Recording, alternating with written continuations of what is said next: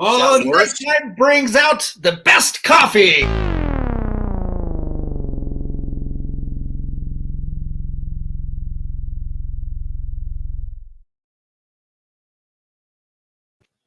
This is COFOH Live Undead. I am your host, Daniel Crosier, and I am joined by the amazing Gregg Stone.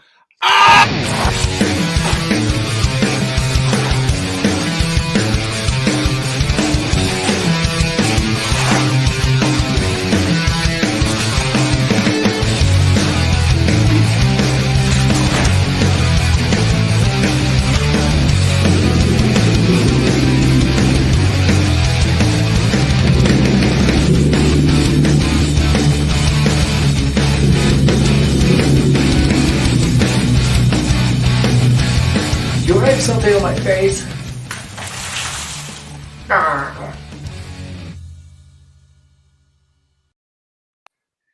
Gregg, how are you, sir? Boy, that's quite the intro you got going on. Thanks. I like to take it to the face. That's what you're known for. That's what they say. Yeah, and all the truck stops. Ask anybody. Oh, good. It's so good to have you on and be able to reconnect with you. Great to be here, man. Great to be here. Yeah, it's been a long time. I know you from way back when. For me, high school, I knew you as Uncle Nasty on KBPI radio, and your voice has always stuck with me. Gregg, can you tell us a little bit about yourself, where you come from and how you got into radio and singing and voice work? Big question, I know. Well, in a nutshell, I've been doing radio probably since I was just about 16, a little bit before my 16th birthday. So nice. A long time. I'm kind of old these days. So I've been doing that for a bit. And along that path, I've had a few bands. I was in a band called Horse for quite some time, 15, 16 years, 2009's best heavy metal band, Westward, best heavy metal band. We used to, open up for everybody back in the day at the Fillmore and the Gothic and the Ogden, and we'd play Fiddlers and Red Rocks, opened up for Godsmack at Red Rocks once. Had Vinnie Paul sit in with us during a birthday bash and do walk. So had a really fun time with that band. Great bunch of musicians. Donnie Crisp, awesome guitar player and songwriter, great human being. My bass player, longtime friend, Doug Tackett, and then several drummers. Jimmy Strick, I can name them all. Yeah. Jimmy Strickler, Jimmy Strickler, Steve Pat, Mike Chrysler. Was it Mike Chrysler, Steve Pat? That's what it was. Jimmy Strickler, Mike Chrysler, Steve Pat, Devin, then Steve back in the band, and then Zeth Padula. Richie Carlson was in there for a minute. So quite a few drummers over the years, but great time with that band. And then I've got this new project going on called Hellbilly, which is like nice heavy metal rockabilly. So we're in a bit of a hiatus going through personnel changes, but did a couple shows and was really excited about the project. And then voiceover work, that sort of came with it. If you try hard enough, if you can take the radio, guy, if you can take that out of you, you can probably be a decent voice person. So I do a lot of car commercials, and I've narrated a couple of shows. I've had the awesome pleasure of doing work for Discovery and the Outdoor Channel. And so I'm very grateful. I've had, a good life. I'm on the radio, probably in 150 different markets. And I work from home. I do everything from home these days. So, that's awesome. I like it. The world's been kind to me, and I greatly appreciate it. Is that as a result of the current pandemic, or is that just no? It's a result of my manifestation of what I wanted. That was my goal. was to work from home, to spend more time at home. And That's I guess all I did was annoy my ex-wife. oh dear. Well, What is I that? thought it was a great idea. Oh man, that sounds awesome. And you're still doing radio shows. You were mentioning off camera before, working with Floor Wax and doing a show and everything. Yeah. I'm on the Fox. I do afternoons on the Fox. I do mornings on the Bear, which is Fort Collins, Cheyenne. And I Cool. do a bunch of shows for iHeart and markets all over the country. And then I do shows for another group called LRN, which is, small to medium sized markets, which is about, another 50 markets. So about 150 markets nationwide on a daily basis. Oh my gosh, that you touch so many people's lives. Well, right. Coochie coochie coo. Yeah. So these days, Awesome. it's all about the the music history. It's all about Right. the classic rockumentary. It's all about finding those stories and trying to make those songs that have been played, since 1972 Yeah. interesting again. Giving pieces of information that folks don't normally hear about. You dig a little deeper in the song and try to make the mood. You create the mystique of the year and the past and all the glamour and glitz behind classic rock and the nastiness and Right. All that texture. right. And then you go and you play Jet Airliner from Steve Miller. So you got to make that sound interesting and fun. Yeah. Over and over again. That's pretty awesome. Getting into the nitty gritty of a lot of that history. Learning about some of the drama that went on to create that piece that lives on in everybody's mind, right. Earscape. For eternity. Digging, you've got this great tool, the World Wide Web, and Yeah. a lot of times you can find the artists themselves talking about it. Right. And you just got to dig. Yeah. You dig, and then you grab a little news bite and deliver the piece. You set it up, boom, there's the actuality audio, and then bam, you're into the song.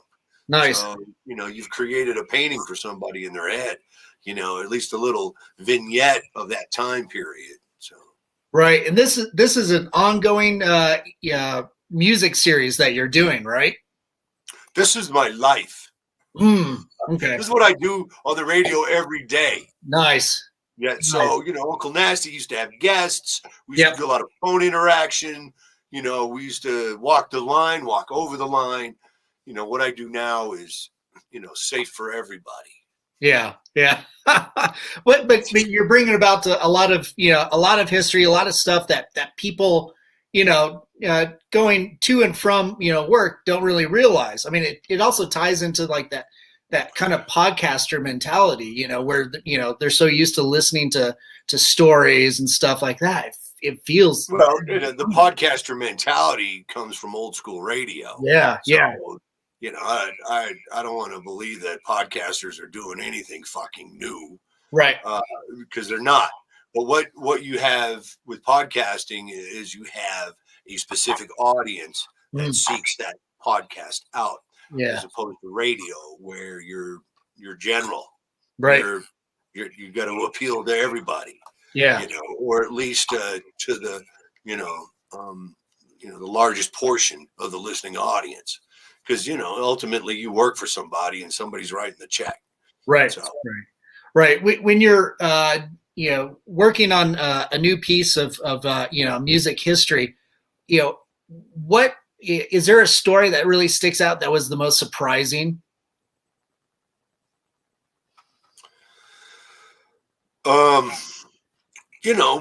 Making records in 16 hours.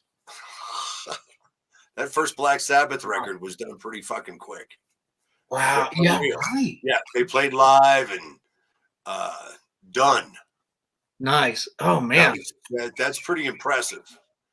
Yeah. It's a legendary album. You know, Yeah. Oh yeah. Black Sabbath. That song, I used to piss myself. Listen to that in the basement with the lights off. Ooh. What is this? That's the true horror band. As Right. they Right. describe, those first two records, Black Sabbath and Paranoid. There's some spooky Yeah. shit on it. And Masters, Children of the Grave. Fuck. Ooh. Children, Yeah. children of the grave. Just, ah! You grow Yeah. up Catholic and all that shit spooks you.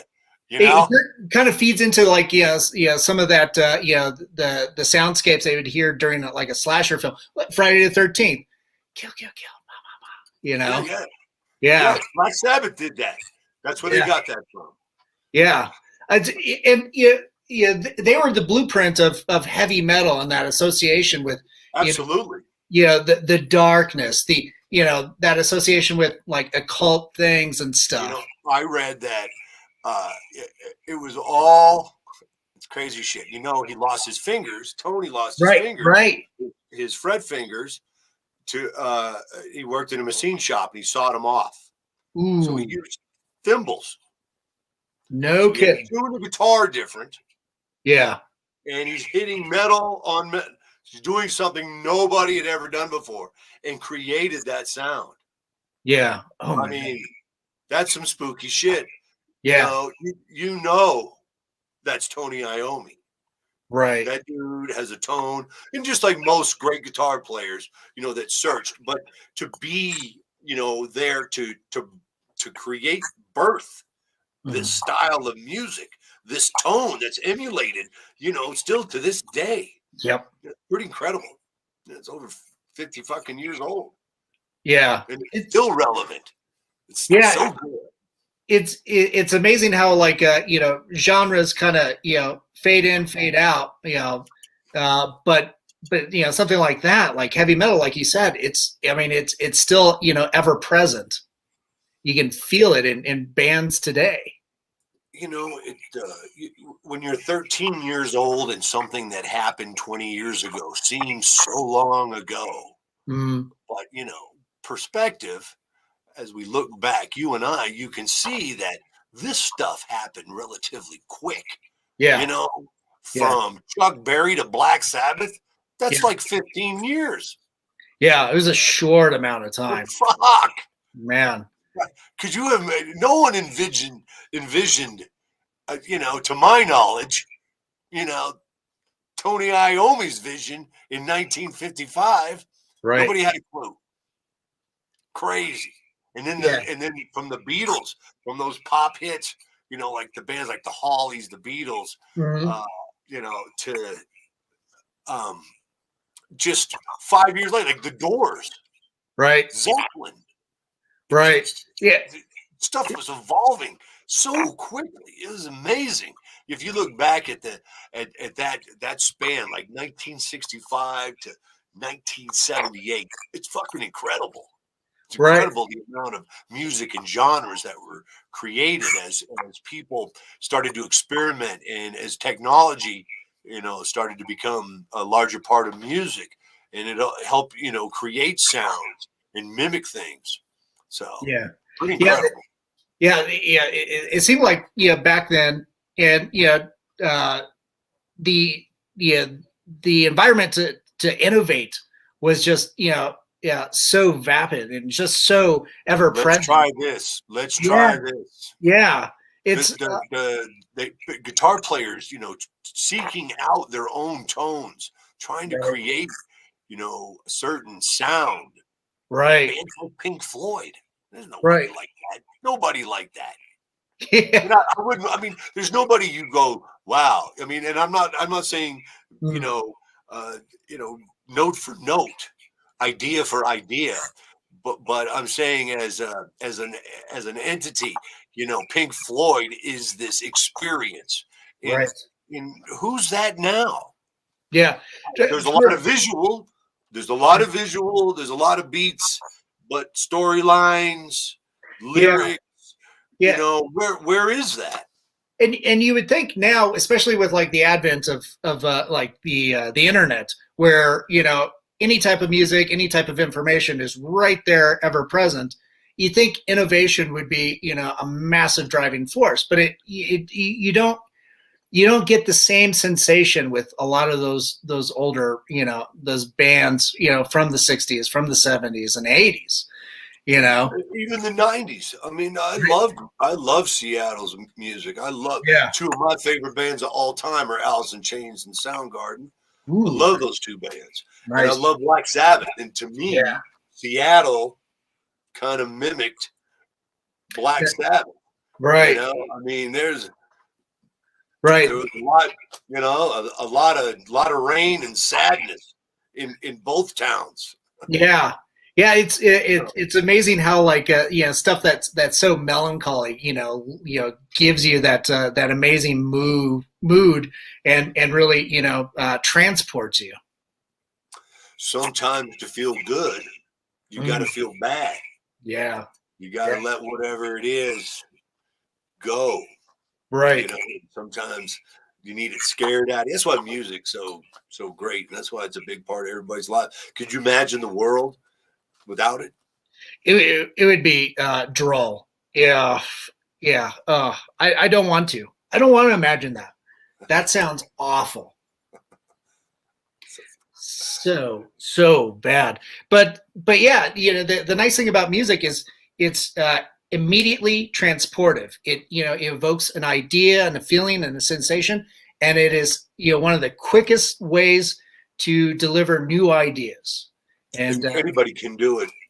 Yeah. You just don't think you can. Those that don't. Right. Because it's especially if you've stored it away for so long, if you never used it as a child, yeah, you don't have that belief. So yeah. Well, and that's got it. It's in there. Yeah.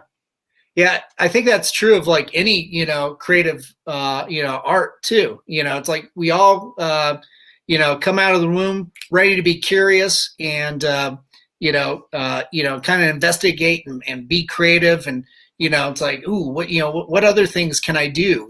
Pick up, like with me, pick up the sketchbook, with you, pick up the guitar or, sing into the mic and stuff. And, it's how the rest of the world can kind of nurture you to keep going and be curious and innovate and play with music and play with art and stuff like that. It helps deal with the pain of being human. Right. Without being an addict. Yeah. Unfortunately, a lot of great music and addiction kind of go hand in hand.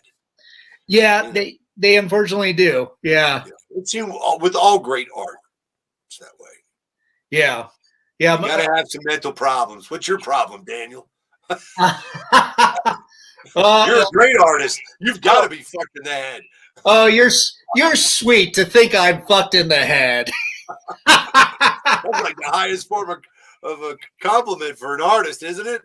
It can be, but I think these days though it becomes kind of stereotypical. But you are right. We're always dealing with a lot of internal dialogue. The best comics, the best painters, the best writers, the best musicians.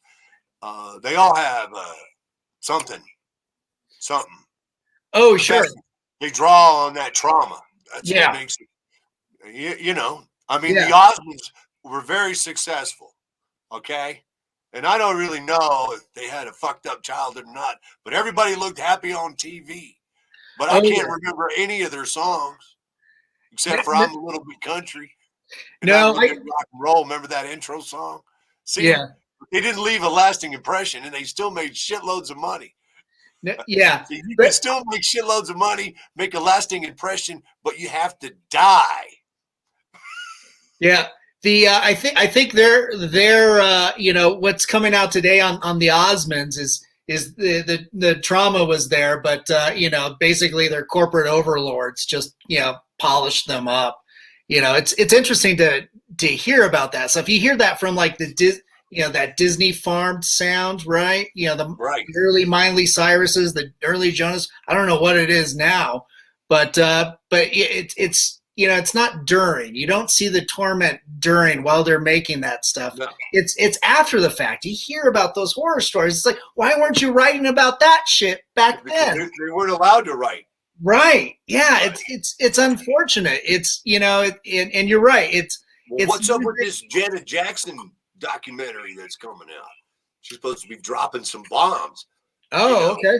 Interesting. Her nipple changed everything, Yeah. Well, she was. The censorship got so tight on radio there for a while, it changed everything. Right. I didn't even think about how that affected radio. It affected all forms of media. Yeah. Nuts. Yeah. You tried to make us responsible for what listeners, whether it was the phone or at a remote. They tried to, I think it was CBS, the FCC at the time, tried to fine each individual station over an F-bomb a player said because of the field mic. Not just fine the network, but the affiliate as well. And that's when, people, there's a lot of money in this industry. And that's when they're like, that's fucked up. You're not getting none of it if you don't stop this. Call your SEC dogs off. It was bad. And it all started with that. The moral decay of America. And that's when that whole people don't say Merry Christmas shit started. Same fucking time. Stupid shit. Just to get people not paying attention to what matters and get people mad at one another for shit that's irrelevant. Right. Oh, man, that level of censorship is absolutely, stupid. It's people getting upset over a nipple on screen. Meanwhile, you got, football players just bashing each other, up, giving each other, brain damage. It's like, where's that value? It's a smoke show. They didn't want anybody criticizing the war. Yeah. Oh, yeah. Yeah. Oh, jeez. So that's crazy. Huh? Titty did all that. Yeah, that's her career tanked. She was done. Nobody ever heard from Janet Jackson again. Right. Yeah, I remember. She suddenly went away, and I thought that was. Meanwhile, also, Justin Timberlake still could have a career because he said nothing. Yeah. He didn't defend her, and he apologized for that. Because she's going to fuck him up on this documentary. Well, good. Oh, yeah. So he could have stood by her and helped her through that. He chose not to. So whatever. We weren't there, right? We don't know the circumstances. That's true. So it'll be interesting to see what her perspective and point of view was. Correct. Yeah, I think that'll be definitely worthwhile. Is that something you're gonna talk about, or you might have already had in your in your well, we don't play a whole lot of Janet Jackson, right? But she's gonna drop some bombs, and that will just be stuff that people talk about. That's the water cooler talk. Yeah, that's something that everybody will have an opinion on, or at least think they have an opinion. Right. Now, so whatever the big bombs are, I'll probably address. But I won't be like, hey, are you going to watch the Janet Jackson documentary tonight? Right. Yeah. So. Totally the water cooler thing, which you do a lot of at home. So that's where it's at now for Gregg Stone. Yeah. No, that's cool. That's it. Facts and figures and rock and roll trivia. That's it. Nice. So like today, here's some water cooler shit for you. Okay. Wednesday and Thursday, according to that adult site Adam and Eve. Right. They sell toys and movies and clothing and stuff. And they did this survey, and Wednesday and Thursday are the two worst days to have sex. Huh. Interesting. See, I'm like, it's hump day. Yeah, exactly. How can hump day be, everybody for the longest time, midweek hump day? I understand what hump day means. Yeah. But still, why wouldn't you want a midweek snack? Why do you think the Catholics call it Ash Wednesday? Well, yeah. Even like Thursday, on a more literal, you're leading into the weekend. It's like, why not get a head start? Get your game on. Uh-huh. Get your game on. You're better to finish quick on Thursday than Saturday night. Oh, there you go. Yeah. Kind of get that juiced. Yeah, you go. That's awesome. Greg, going back to your music and your days with Horse, obviously Black Sabbath is a huge influence. Well, when you guys got together, what was kind of that driving inspiration? Like, did you guys want to really wanted to Black Sabbath, Pantera, Corrosion. Ooh, COC, nice. Slayer, all these bands that I grew up liking. Metallica, even, and all of us, had a connection to.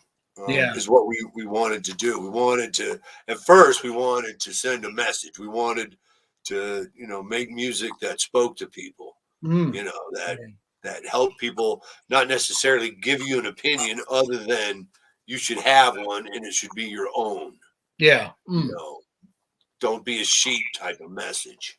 Yeah. And then, as the band evolved, started writing more about, just topics that were still current, and then, crazy shit. Yeah. Is that something you pursued earlier in your formative years? Like, did you join bands when you were a teenager or something? After high school. After high school? My first band, yeah. Oh, cool. Do you recall that experience? Yeah.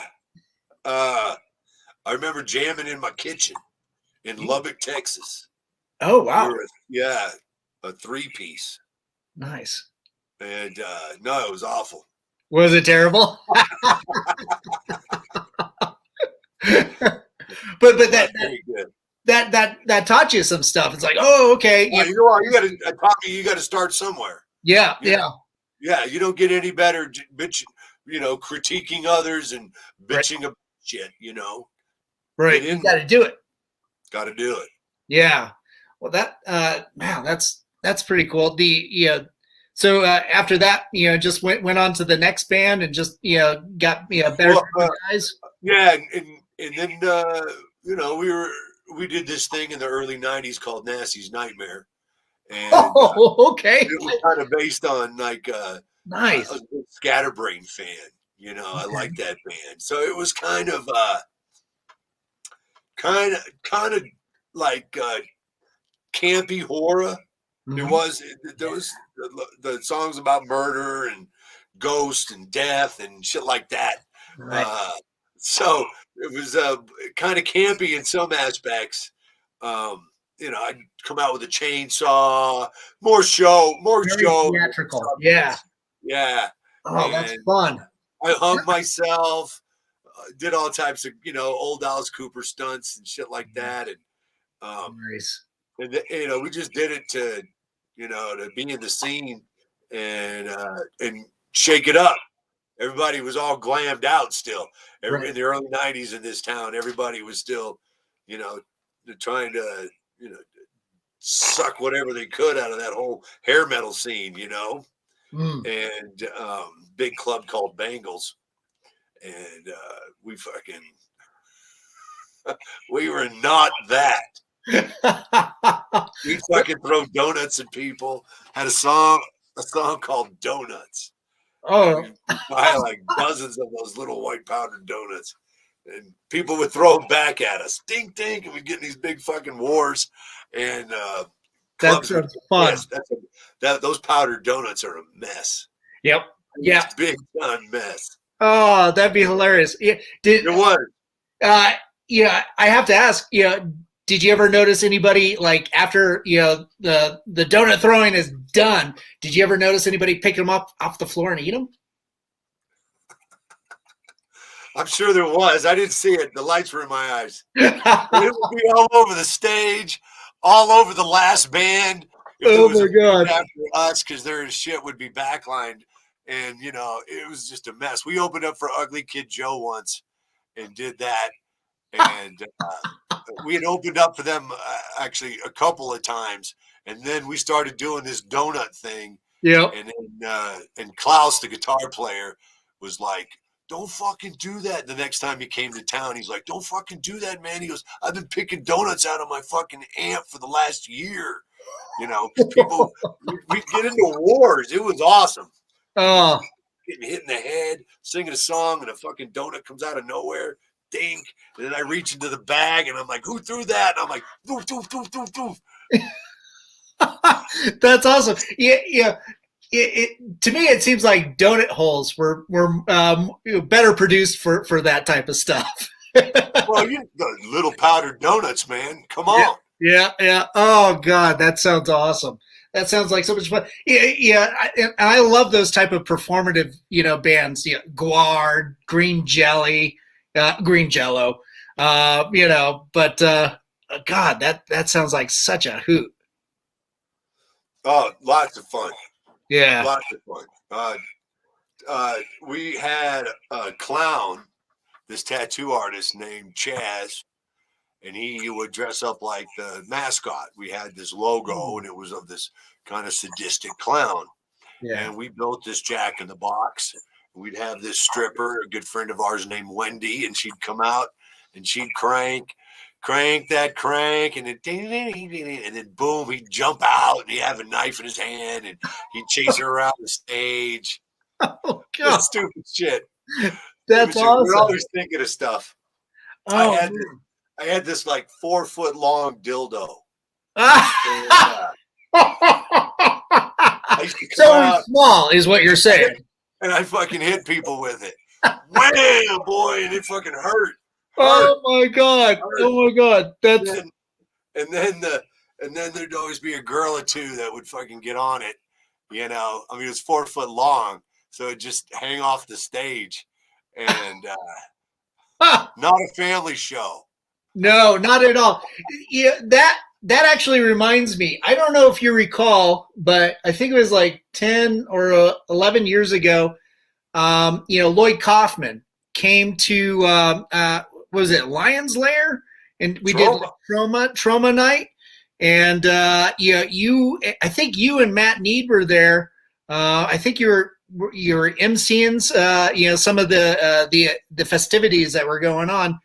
And I had my crew with OFM, and we had a large gold cock that I made that got flung around. Everybody was whapping people because it was made out of foam, so people could get whapped over the head and stuff. This shit was like molded rubber. It's like what the police use without the tip. Oh, damn. It's fucking hardcore rubber. Oh man, leaving welts. You guys were serious. Like, you took your performances seriously. Serious. Oh man. So we had we had a gag for almost every song. Oh my God. That's awesome. That's all. Is that something we can did you carry out any of that performance aspect over to Horse? No. You're just straight heaven. No, it was hard to take us seriously. It was hard, and we didn't take us seriously. And we partied hard, and that's what we wanted to do. We wanted to be different and the most obnoxious, rudest, band in town. That was our goal. Not like get signed, get a record deal. We just wanted to be punks. Nice. Yeah. Oh, that's awesome. That's so much fun. I think what was it? Yeah, about the same amount of time. 10, 11 years ago. You and Matt Need had me on your show at KBPI. We were talking about Distortion's comics and stuff like that. and I featured you in the Distortions comic book series. And I think shortly after that, Distortions Unlimited, they had their TV show, Making Monsters on Travel Channel, and I think you and Matt went to do voice work for them. Yeah, can you tell? Do you recall any of that experience? Yeah, I know it. I still do stuff for monsters. So. Oh, no kidding! For Distortions, nice. Yeah, I'm the Timekeeper character, one of his latest projects, and then somebody, I forget who they're called, but they did that Monsters down there on 16th Street Mall. Oh yeah, Distortions Monster World. Yeah, yeah, and they had his monsters on display down there, and then my voiceover played I'm the Timekeeper. Nice. I've done a couple other monsters for him on his putt. He's got Monster Putt that's all over the world too. Oh, right. Oh, that's hilarious. You got all excited. Daniel's like, Monster Putt. What? Yeah. Well, I think I remember that from the TV show. Like some of the props that they have on some of the putt-putts is like a giant talking tree and stuff. And yeah. And then, of course, he makes great items for Alice Cooper's, haunted houses and haunted houses all over, tons of movies. He's a great guy. So. Yeah, most definitely. Yeah. So, Ed at Distortions, he does some amazing stuff. And I just remember that travel, that Making Monster episode with you and Matt, depicting the whole voiceover process. I think we were in his office doing the voiceover, or like I'm in some room. I don't know. That's that's like a old crazy haunted warehouse there in Greeley. Yep. Yeah, they're still there. I know. Yeah, they're one of our sponsors for Colorado Festival of Horror too. It's great, so much great. fun. And his wife and that whole crew up there, they're good people. Oh man, they're so fun. The creative stuff that they come up with, and then the guys at Distortions, Monster World too. I think they're looking to expand that and make that like a traveling exhibit. Right. Well, it beats sitting in that fucking warehouse. You might as well make money with them. Put them on the road. Right.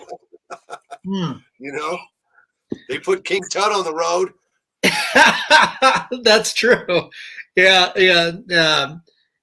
God, that'd be tough. Touring around with a decaying, mummy. Having to have that like pressure sealed and cooled off and everything like that. Luckily, responsibility taking care of a dead person like that, huh? Yeah. Well, like back in the 19th century, President Lincoln was after he was assassinated, he was the last president that was toured around, the states. He was the last one because they couldn't keep the body. Like the observation rail car. Right. Yeah. So touring things like actual dead things around like that, such an interesting and ridiculous thing to have done and seen. But yeah, anyway, I'm deterring a little bit, but I just find that shit so fascinating.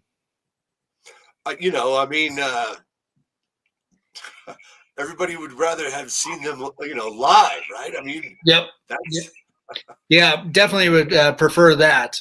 But you're still charging the same amount and you're dead. Fuck that. Or who's your agent? Right. Oh God, that would be pretty funny though. Have a rock band touring around. They're all dead, and they just, I guess, show up as holograms or something, right? Well, check this out. Gene Simmons had said that those characters are replaceable. That there can be another Gene, there can be another Paul, and the band can live forever. Yeah. He set it up that way, so that would be interesting to see if that occurs. Remember when Dave Brockie died from Guar? They still continue going. Granted, they rotated Odorous out, but they've the band and most of the characters are still going. Yeah, I mean, Gore is kind of designed that way. Yeah. I mean, how do you know? Right. Yeah, I in fact, they were my first concert out of the pandemic. I went to the Oriental Theater and got. I bet it was nuts. Everybody out of quarantine, jamming a Gore, fucked up. Yep. On that first floor, everybody's just sloshed with all the fluids that all the fake blood. I saw photos. It looked nuts. Oh my God, it was great to see. I'm like, that's definitely a young man's game down there on that floor. I'm up in the balcony. Right? Oh man, but it was so fun, and yeah, even with Dave's passing, it's just like, yeah, you got a new character, new singer, but it's still the same amount of energy is just being delivered. It's like, oh my God, this is so good. Watching these action figures up on stage being great. Right. Loved it. Yeah, I mean, it's a spectacle. And some of the songs aren't that bad. Yeah. Who's listening? When Gore takes the stage, you're not listening. You're watching. You're participating in the crowd. And you're hoping to get blasted in the face, much like my intro. That you ripped off Gore. Probably so. I just didn't have the latex costumes, It's just me, bare bones. It's still just as scary. It is frightening. I mean, if you meet me in any diner, it's better to just turn around and walk away. It's like, oh, there's gonna be farts. Oh man, there's your next thing. You should do. Hey, I want a piece of this. What's that? You should do a comic book about a fucking late night diner, like a Waffle House. Oh, right. Fucked up shit. All the people that come in, and you could draw and do paintings of that. That'd be cool, man. That sounds like an anthology right there. Just that, Daniel. And I want to be the lead's voice, like the cook, at least the main character. I don't have to be the lead, but main character. Well, I think we'd have to get you in the writing room too, buddy. That's right. Crazy shit. He could be like this short order cook superhero, and it'd be like vampires and shit come and eat at his Waffle House at night, and nobody believes him in the day, and he thinks he's crazy. It's like The Matrix meets Waffle House meets Animal House meets, I don't know. There you go.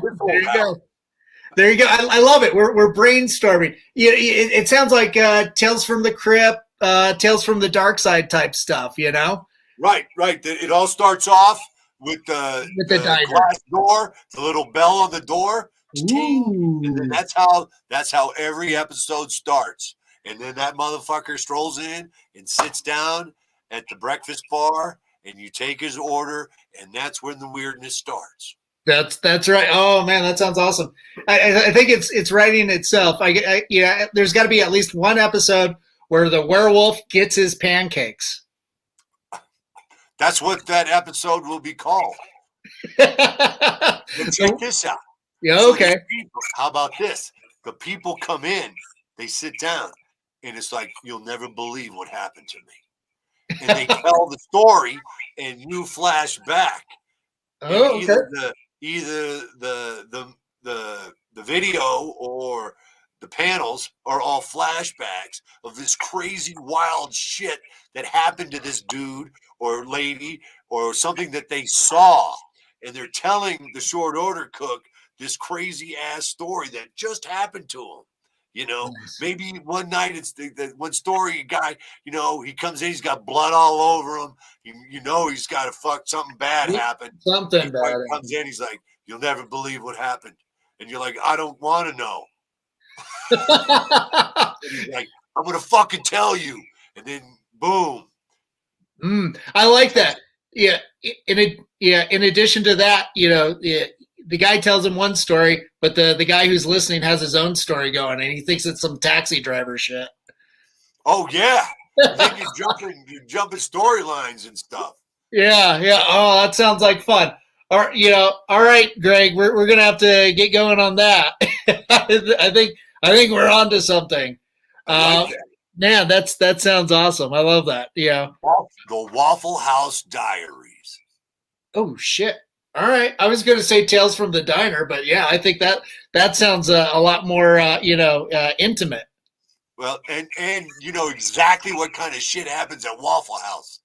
So Yep. it sets you up, you know, like, oh, this is going to be crazy. Nothing normal happens at fucking Waffle House. Nope, not at all. Not at all. And I feel bad for whoever has to clean the bathroom. Ugh. Do they clean it? Who knows? We'll have to explore that. I think that's a story thread. That's it. We'll be live at your local Waffle House. Oh shit! That does sound like a crime podcast too. The Waffle House Diaries. There you go. Voiced by Gregg Stone. I can't go that deep. that register is amazing. Now, yeah, Greg, we've got just a few more minutes, but yeah, I know you're set up at home and you're going through a personnel change with Hellbilly, but when can we expect some new music?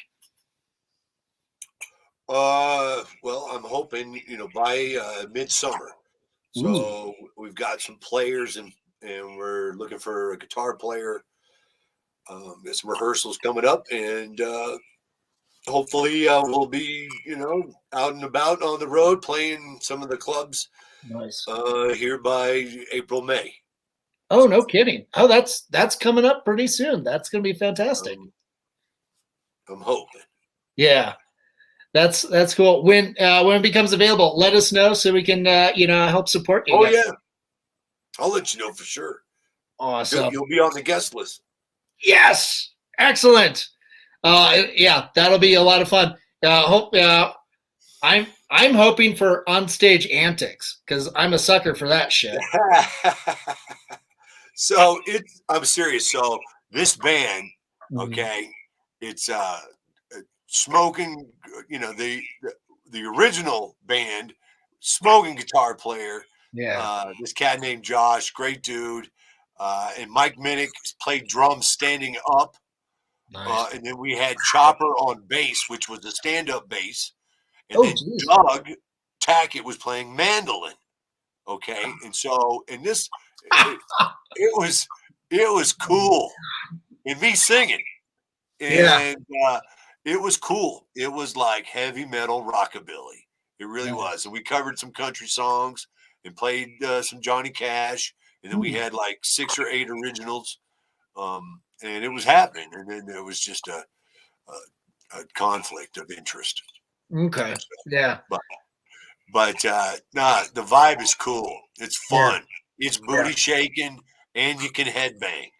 Nice. So, yeah. Nice. And you know, the mandolin through a distortion pedal fucking is amazing.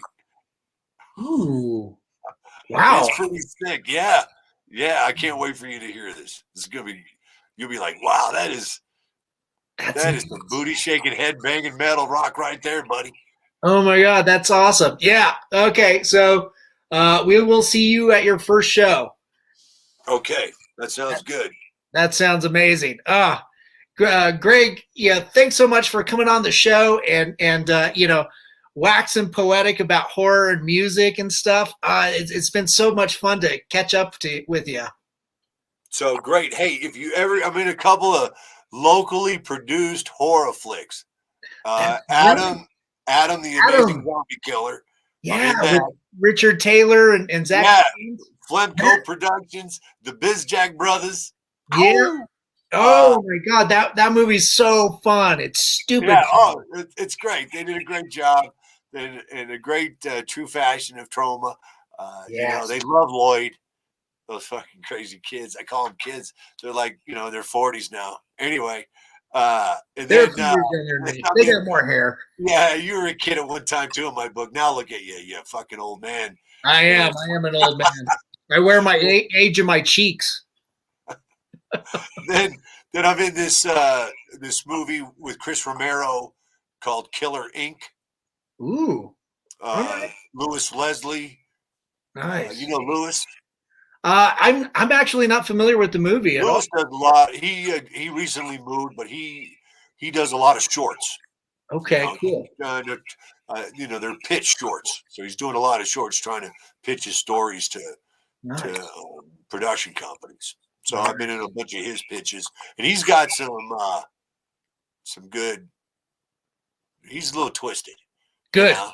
Yeah. Good. In a good way. Yeah. And then this kid named Jimmy Drain. Yep, I know Jimmy. I've had him on the show before. Yeah, I've been in a couple of his vignettes. Yeah, he's constantly cranking work out, just will not stop. I think he just recently did a feature film, I think, with Tony Todd, Candyman. Right, yeah. So yeah, man, that's awesome. Yeah, I'll have to hit him up, have him back on the show, and hopefully you can join in on the project that you guys worked on together. Do you recall what that was? Oh, I don't know. Jimmy does so many of those vignettes. Once again, he's trying to sell his story to production companies. Right. So you get certain scenes, and then he makes trailers out of them, and then he tries to, that's part of his pitch when he goes when he's looking for money to help produce his movies. So I've been in a bunch of those vignettes with him. So. Okay, cool. And that's a good point for, filmmakers out there. It's like, shoot your proof of concept, Right. It's essentially. He does a lot of that. So yeah. I think more guys, if you got to do as much as you can, right. To get something. So Yep. You got to keep throwing it against the fridge until something sticks. So. Right. Most definitely. No, that's so cool. Yeah, I've got Adam, the Amazing Zombie Killer downstairs. It's such a fun movie. Yeah, I love it. Me and Matt. Oh man, that's so much fun.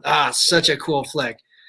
Gregg, yeah, thanks for coming on and hanging out and catching up. Stick around for a few minutes while we sign off, or after we sign off. But for everybody that's that tuned in, make sure you go to follow Gregg and his work at gravelvoice.net. It's scrolling down at the bottom, and you can find him on Facebook.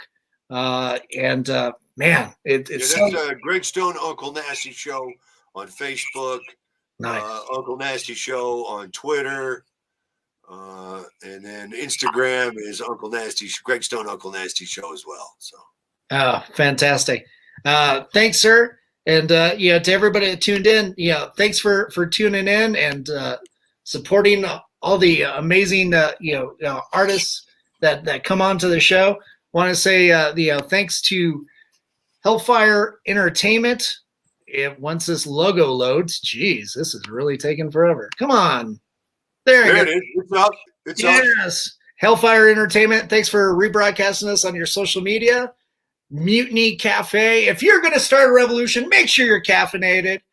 And our friends at Groovy TV. We lost Groovy last year, but we carry on in his stead. And my producers, Stefan Santa Cruz and Amanda Armstrong. And, of course, our sponsors, Alien Donut Films. To Bill and Angela out there, thanks for putting up with my shit. And, to everybody out there, thanks for I better not fucking see the Waffle House Diaries anywhere. He's already got that trademarked. I mean, what do you think he was doing on the computer while he was talking to me? It's already done. Hey, it was a pleasure. Thanks for having me, Daniel. It's been a long time. I'll let you know when Hellbilly's playing. All right, and then also Hellbilly on Facebook. Yes. Yes, most definitely. Yeah, stick around for a few minutes there, Gregg. And everybody tuned in, thanks so much, guys. Make sure to look out for each other and take care of each other through these tough times. Have a good night. We'll see you soon.